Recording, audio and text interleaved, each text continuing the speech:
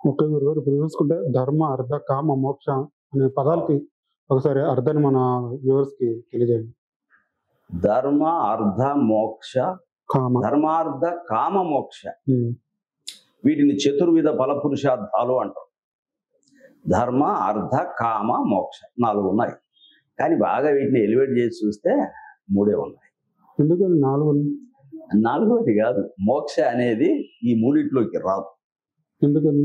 ఎందుకని అంటే ధర్మ అనేటటువంటిది సుపీరియర్ అనుకోండి.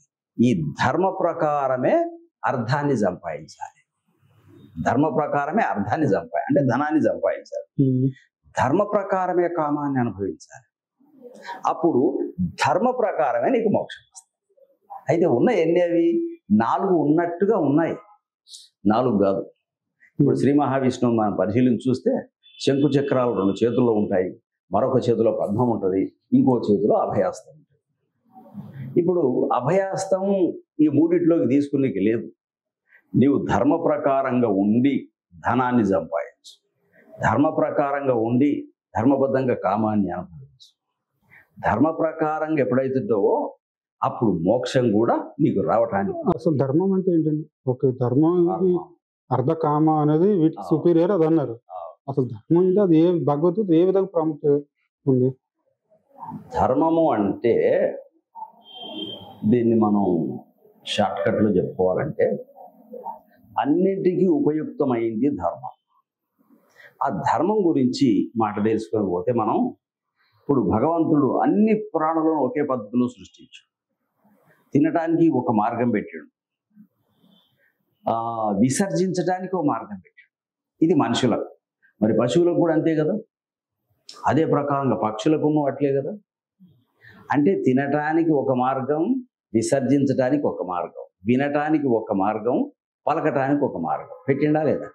అన్నిటికీ అదే పద్ధతిలో ఉన్నప్పుడు ఆయన తనను తెలుసుకునే ఒక విధానం కూడా ఒకే పద్ధతిలో పెట్టి ఉండవచ్చునేమో కదా.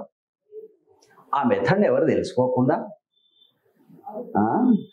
వీళ్ళు చేసేటటువంటి పూజలు, మరొకరు చేసే ప్రార్థనలు, ఇంకొకరు చేసేటటువంటి నమాజులు, ఇవన్నీ ఎవరికి వారు వేవే కరెక్ట్ అనుకుంటున్నారు. ధర్మం అనేటటువంటిది అన్ని ప్రాణులకు సహజమైన స్థితి ఒకటి ఉంది. ఆ స్థితి ఏమిటంటే అన్ని ఒకే పద్ధతిలో పెట్టినట్టుగా పరమాత్మ ఈ గాలి పీల్చుకునే స్థితి కూడా ముక్కు ద్వారానే పెట్టింది కదా అన్ని ప్రాణులకు.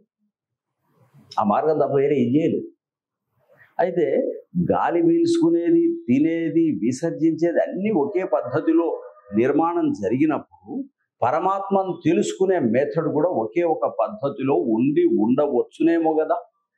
ఆ దాన్ని తెలుసుకోవటం లేదు. తెలుసుకోకుండా ఎవరికి దోచిన పద్ధతిలో సంకల్పం చేస్తే బాగుంటుంది అని దేవాలయాల్లో, లేదు ఈ పద్ధతిలోనే పరమాత్మను ఆరాధిస్తే బాగుంటుంది అనేటటువంటిది అది సత్యం కాదు.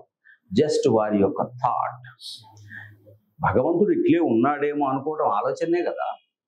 అట్టి భగవంతునికి ఈ పద్ధతుల్లో మనం ఆరాధన చేయటం ఇది సహజమైన విధానమేమో అనుకోవటం అది కూడా ఒక థాటే.